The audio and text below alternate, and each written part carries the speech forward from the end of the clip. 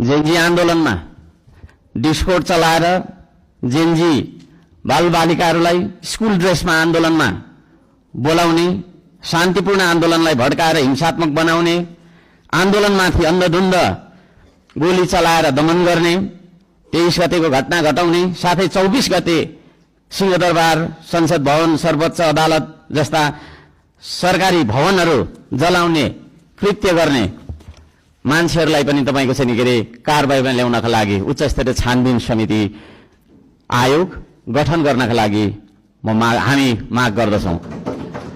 5 number, सम्पत्ति छानबिन तथा शुद्धिकरण अभियान सुरु गर्नुपर्दछ।